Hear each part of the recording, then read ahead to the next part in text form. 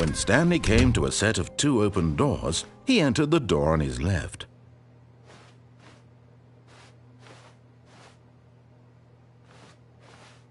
This was not the correct way to the meeting room, and Stanley knew it perfectly well.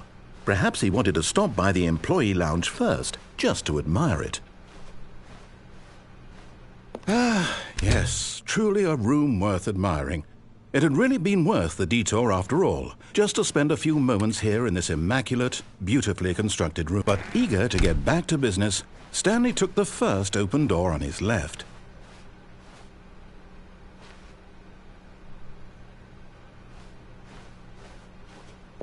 Stanley was so bad at following directions, it's incredible he wasn't fired years ago.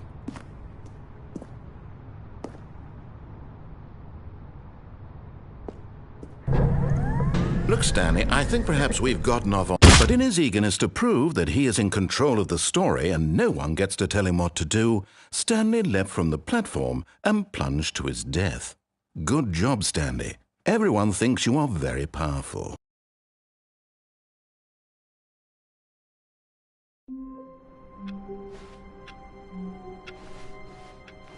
All of his co-workers were gone. What could it mean? Stanley decided to go to the meeting room. Perhaps he had simply missed a memo.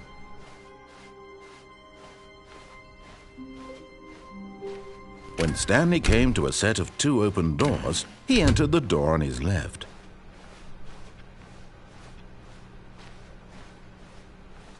Yet there was not a single person here either. Feeling a wave of disbelief, Stanley decided to go up to his boss's office, hoping he might find an answer there.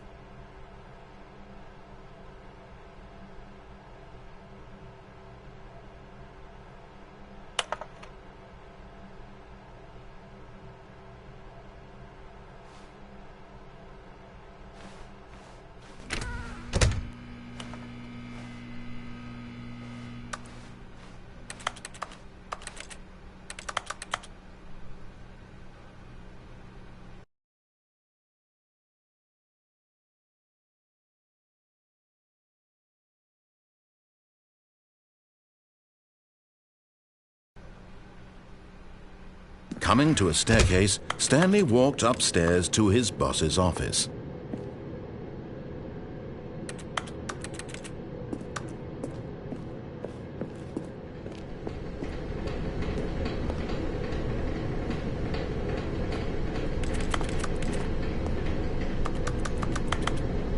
But Stanley just couldn't do it. He considered the possibility of facing his boss. Admitting he had left his post during work hours, he might be fired for that. And in such a competitive economy, why had he taken that risk? All because he believed everyone had vanished? His boss would think he was crazy. And then something occurred to Stanley. Maybe, he thought to himself, maybe I am crazy. All of my co-workers blinking mysteriously out of existence in a single moment for no reason at all? None of it made any logical sense. And as Stanley pondered this, he began to make other strange observations. For example, why couldn't he see his feet when he looked down? Why did doors close automatically behind him wherever he went? And for that matter, these rooms were starting to look pretty familiar. Were they simply repeating? No, Stanley said to himself, this is all too strange. This can't be real. And at last, he came to the conclusion that had been on the tip of his tongue. He just hadn't found the words for it. "I'm dreaming!" he yelled. "This is all a dream." Oh, what a relief Stanley felt to have finally found an answer, an explanation. His co-workers weren't actually gone.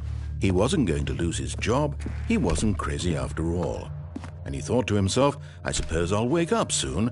I'll have to go back to my boring real-life job pushing buttons. I may as well enjoy this while I'm still lucid.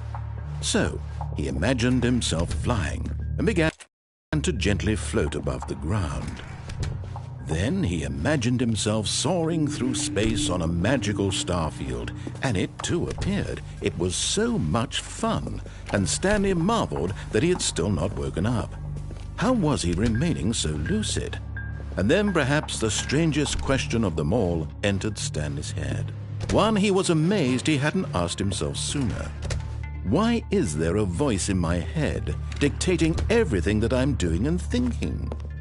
Now the voice was describing itself being considered by Stanley, who found it particularly strange. I'm dreaming about a voice describing me, thinking about how it's describing my thoughts, he thought.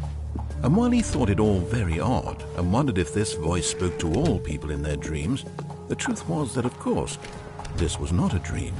How could it be? Was Stanley simply deceiving himself, believing that if he's asleep, he doesn't have to take responsibility for himself? Stanley is as awake right now as he's ever been in his life. Now, hearing the voice speak these words was quite a shock to Stanley. After all, he knew for certain, beyond a doubt, that this was in fact a dream. Did the voice not see him float and make the magical stars just a moment ago? How else would the voice explain all that? This voice was a part of himself too. Surely, if he could just... He would prove it. He would prove that he was in control, that this was a dream. So he closed his eyes gently, and he invited himself to wake up. He felt the cool weight of the blanket on his skin, the press of the mattress on his back, the fresh air of a world outside this one. Let me wake up, he thought to himself. I'm through with this dream. I wish it to be over. Let me go back to my job. Let me continue pushing the buttons. Please, it's all I want. I want my apartment and my wife and my job. All I want is my life exactly the way it's always been. My life is normal. I am normal. Everything will be fine. I am okay.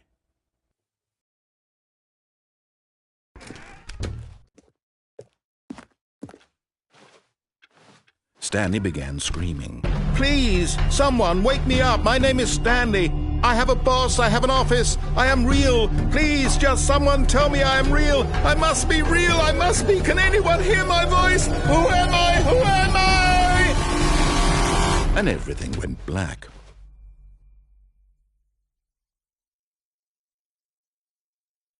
This is the story of a woman named Mariella.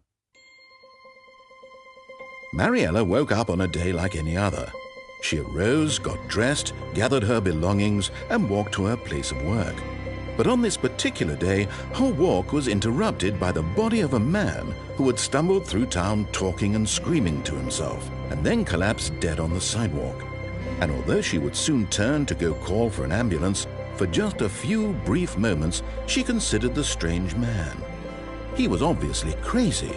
This much she knew. Everyone knows what crazy people look like. And in that moment, she thought to herself how lucky she was to be normal. I am sane. I am in control of my mind. I know what is real and what isn't. It was comforting to think this, and in a certain way, seeing this man made her feel better. But then she remembered the meeting she had scheduled for that day, the very important people whose impressions of her would affect her career, and by extension, the rest of her life. She had no time for this, so it was only a moment that she stood there, staring down at the body. And then she turned and ran.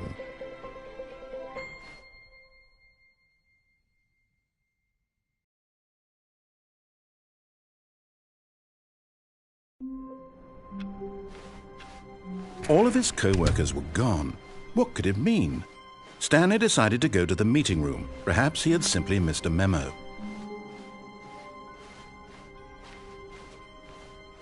When Stanley came to a set of 2 open doors, he entered the door on his left.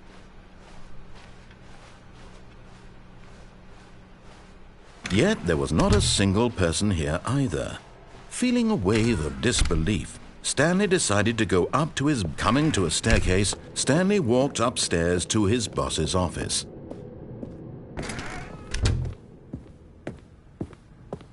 Stepping into his manager's office, Stanley was once again stunned to discover not an indication of any human life. Shocked, unraveled, Stanley wondered in disbelief who orchestrated this. What dark secret was being held from him? What he could not have known was that the keypad behind the boss's desk guarded the terrible truth that his boss had been keeping from him, and so the boss had assigned it an extra secret PIN number, 2845. But of course, Stanley couldn't possibly have known this. Yet incredibly, by simply pushing random buttons on the keypad, Stanley happened to input the correct code by sheer luck. Amazing! He stepped into the newly opened passageway.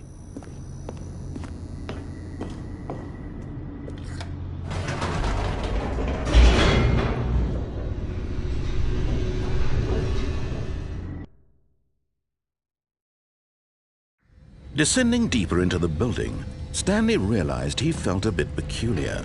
It was a stirring of emotion in his chest, as though he felt more free to think for himself, to question the nature of his job. Why did he feel this now, when for years it had never occurred to him? This question would not go unanswered for long. Stanley walked straight ahead through the large door that read Mind Control Facility.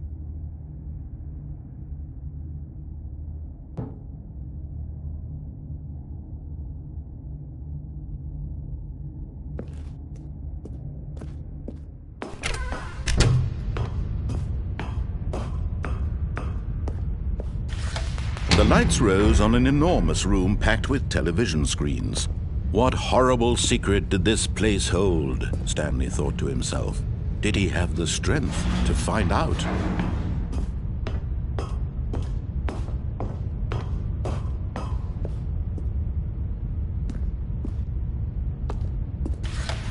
Now the monitors jumped to life, their true nature revealed. Each bore the number of an employee in the building. Stanley's co-workers, the lives of so many individuals reduced to images on a screen, and Stanley, one of them, eternally monitored in this place where freedom meant nothing.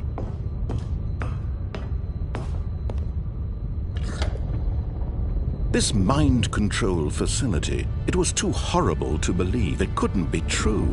Had Stanley really been under someone's control all this time? Was this the only reason he was happy with his boring job? That his emotions had been manipulated to accept it blindly? No, he refused to believe it. He couldn't accept it. His own life in someone else's control? Never! It was unthinkable, wasn't it? Was it even possible? Had he truly spent his entire life utterly blind to the world? But here was the proof, the heart of the operation. Controls labeled with emotions, happy or sad or content. Walking, eating, working, all of it monitored and commanded from this very place. And as the cold reality of his past began to sink in, Stanley decided that this machinery would never again exert its terrible power over another human life. For he would dismantle the controls once and for all. Oh, Stanley, you didn't just activate the controls, did you?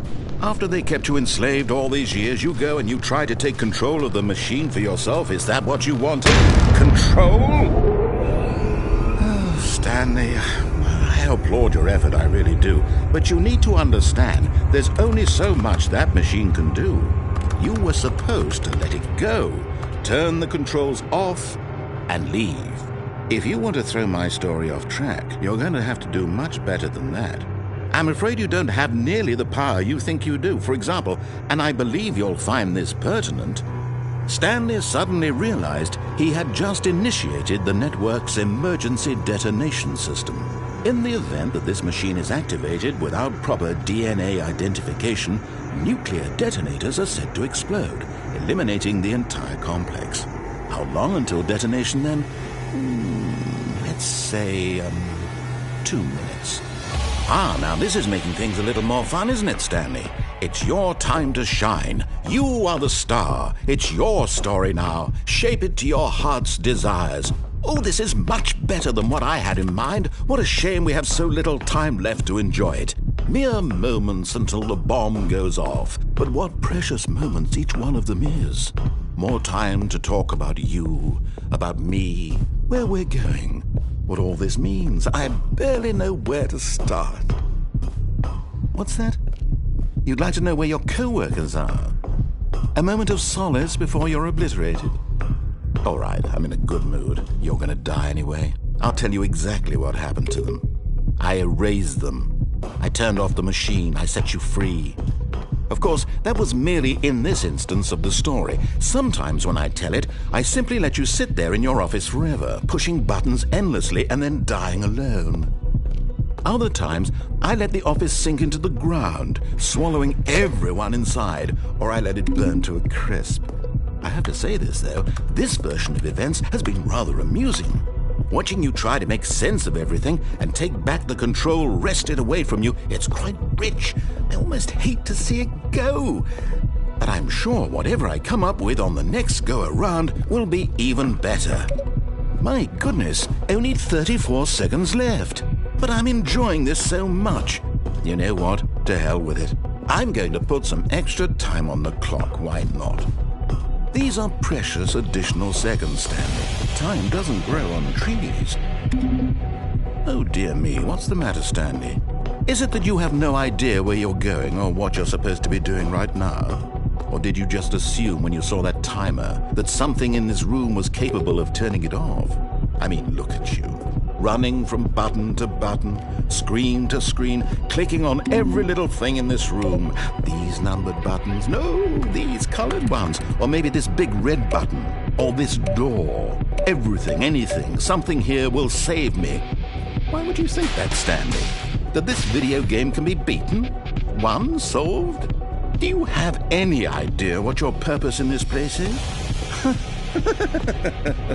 Stanley, you're in for quite a disappointment. But here's a spoiler for you. That timer isn't a catalyst to keep the action moving along. It's just seconds ticking away to your death. You're only still playing instead of watching a cutscene because I want to watch you for every moment that you're powerless. To see you made humble. This is not a challenge. It's a tragedy. You wanted to control this world, that's fine. But I'm going to destroy it first, so you can't. Take a look at the clock, Stanley. That's 30 seconds you have left to struggle. 30 seconds until a big boom and then nothing. No ending here, just you being blown to pieces. Will you cling desperately to your frail life, or will you let it go peacefully? Another choice. Make it count. Or don't. It's all the same to me, all a part of the joke. And believe me, I will be laughing at every second of your inevitable life from the moment we fade in until the moment I say, happily ever after.